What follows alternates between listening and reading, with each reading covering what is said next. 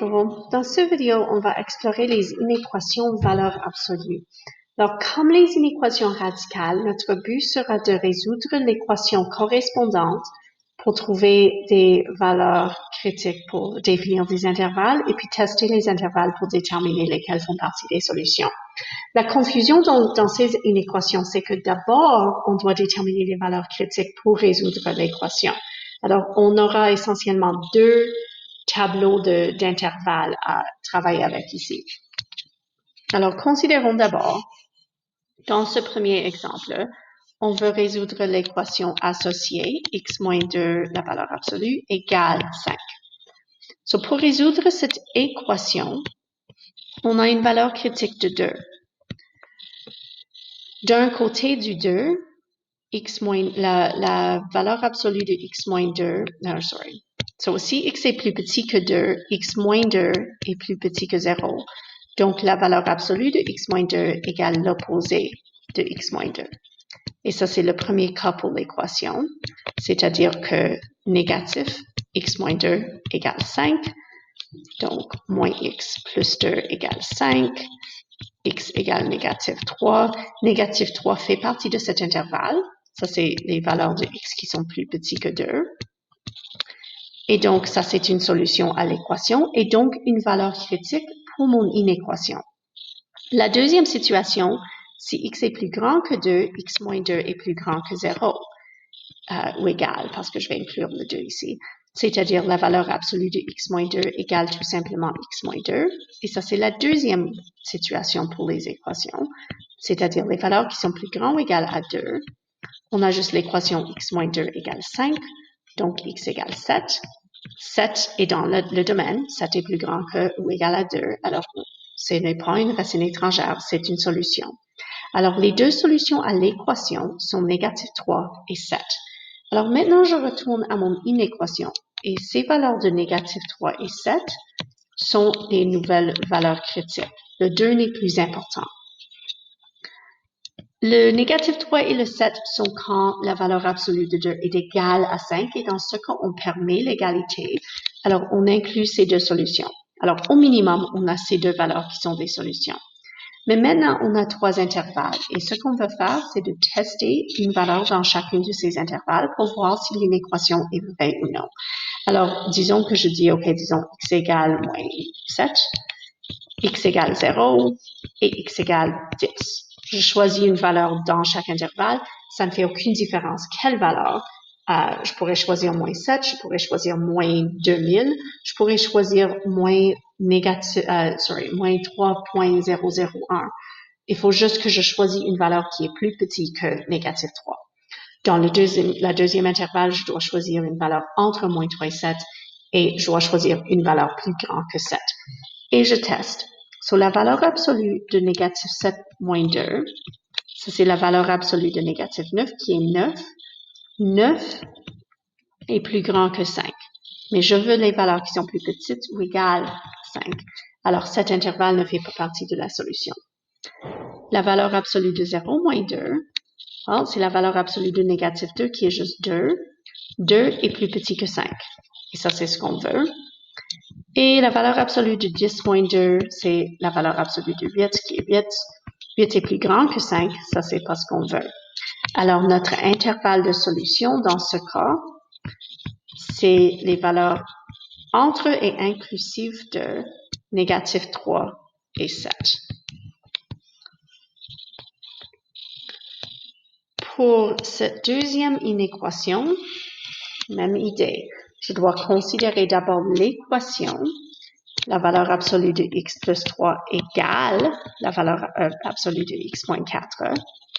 Ces solutions ne feront pas partie de l'inéquation parce que j'ai juste plus petit que et pas plus petit ou égal, mais je dois quand même les trouver. D'abord, je considère les valeurs critiques pour les valeurs absolues individuelles, c'est-à-dire moins 3 et 4. Dans le cas où j'ai x plus petit que moins 3, x plus 3 va être plus petit que 0 et x moins 4 va être plus petit que 0. Donc, notre équation sera l'opposé de x plus 3 égale l'opposé de x moins 4, qui est la même chose que x plus 3 égale x moins 4. Alors, je vais remarquer ici que dans le cas où x est plus grand que 4, x plus 3 est plus grand que 0 et x moins 4 est plus grand que 0. Et ça, c'est donc cette équation. Alors, ça, c'est toujours juste le cas 1. Les deux intervalles à l'extérieur vont finalement être la même équation, mais dans cette équation, il n'y a pas de solution. Parce que le x est éliminé, 3 n'égale pas moins 4, donc aucune solution qui vient de cet intervalle, de ces deux intervalles. Dans le milieu, on a des valeurs entre négatif 3 et 4. Si je prends une valeur comme par exemple 0, x moins 3 sera, x plus 3, pardon, sera plus grand que 0. Mais x moins 4, so 0 moins 4, plus petit que 0, ça c'est cas 2. So dans le cas 2, on a x plus 3, parce que c'est déjà positif, égale l'opposé de x moins 4.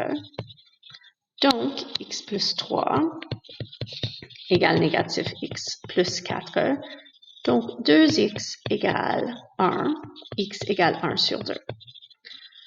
1 sur 2 est dans l'intervalle entre moins 3 et 4, alors j'accepte cette réponse. Alors, il n'y a qu'une valeur critique dans ce cas.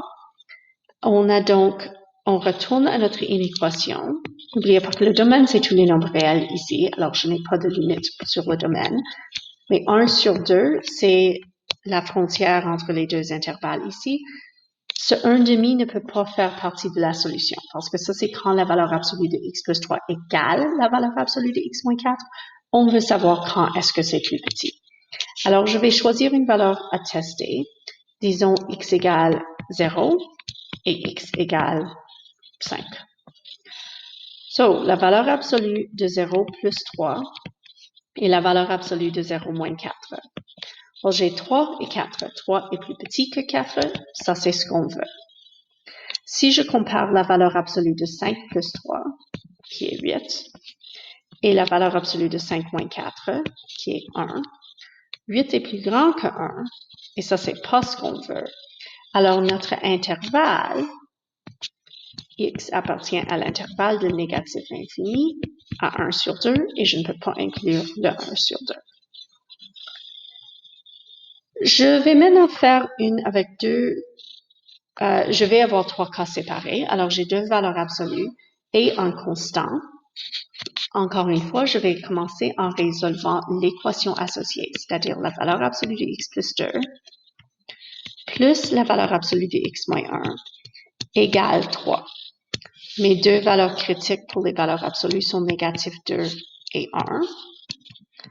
Quand x est plus petit que moins 2, x plus 2 est plus petit que 0 et x moins 1 est plus petit que 0. Donc, dans le cas 1, les deux doivent être leur opposé. So, cas 1, ça c'est quand x est plus petit que moins 2. On a négatif x plus 2 moins x moins 1 égale 3. Donc, moins x moins 2 moins x plus 1 égale 3. Négatif 2x égale 4. Donc, x égale négatif 2. Oh, attention, ça c'est la frontière. So, x égale négatif 2. X égale négatif 2 ne faisait pas partie de cet intervalle, mais ça c'était juste mon choix. Alors, si je considère le deuxième intervalle, on va revenir. Mais pour le moment, je rejette cette solution parce que ça ne fait pas partie du domaine x est plus petit que moins 2. Si je considère le deuxième cas, des valeurs entre moins 2 et 1, x plus 2 va donc être plus grand que 0 et x moins 1 va être plus petit que 0. Ça, c'est donc le cas 2. On a x plus 2 moins x moins 1 égale 3.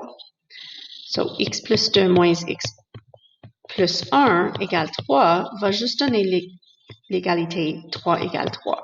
Et ça, c'est vrai. Alors, ça veut dire que toutes les valeurs dans cet intervalle font partie de la solution. Et disons que je dis que cet intervalle, c'est quand x est plus petit ou égal à moins 2 et plus petit ou égal à 1. Donc, Si x appartient à l'intervalle de moins 2 à 1, c'est égal. Now, on ne veut pas inclure ces solutions parce qu'on ne veut pas que ça soit égal.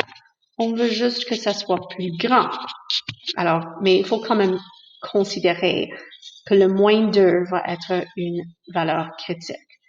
So, moins 2 va être une valeur critique ici et 1 va être une valeur critique. Et je sais déjà que tout cet intervalle ne peut pas satisfaire à cette inéquation parce que dans tout cet intervalle, c'est égal. Mais considérons maintenant, juste pour compléter l'équation, le dernier cas.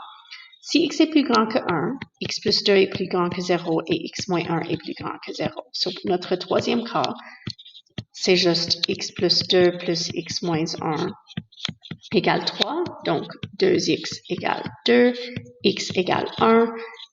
Ça, c'était la frontière. Si ça, c'est l'intervalle juste x est plus grand que 1, je ne peux pas l'inclure dans cet intervalle, mais je l'avais inclus dans l'autre. So, ça fait partie de la solution.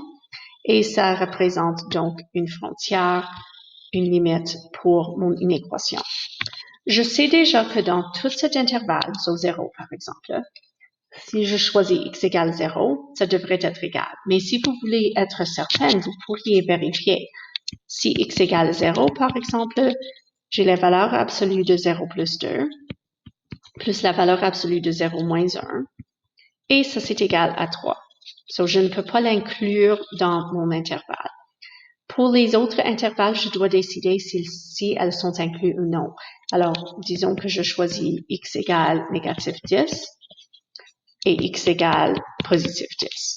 Si x égale négatif 10, j'ai la valeur absolue de négatif 10 plus 2, qui est négatif 8, et la valeur absolue de négatif 10 moins 1, qui est négatif 11. 8 plus 11, c'est 19, qui est plus grand que 3, alors j'inclus cet intervalle. Si j'ai un nombre comme 10, 10 plus 2, c'est 12. 10 moins 1, c'est 9. 12 plus 9, c'est 21, qui est plus grand que 3. Alors, j'inclus aussi cet intervalle. J'ai donc une solution. X appartient aux deux intervalles, de négatif infini à négatif 2, qui n'est pas inclus, ou 1 à l'infini. Si je fais un simple changement dans cette inéquation, alors disons, si je transforme cette inéquation à la valeur absolue de x plus 2, plus la valeur absolue de x moins 1 est plus grand ou égal à 3, c'est-à-dire si je permets l'égalité, je peux maintenant inclure l'intervalle au milieu aussi, parce qu'entre moins 2 et 1, c'est égal à 3. Dans ce cas, la solution, c'est tous les nombres réels. C'est vrai pour toute valeur de x parce que c'est égal pour les valeurs de négatif 2 à 1 et c'est plus grand sur les extrémités. Regardez un graphique de cette fonction x plus 2, la valeur absolue de x plus 2 plus la valeur absolue de x moins 1 et,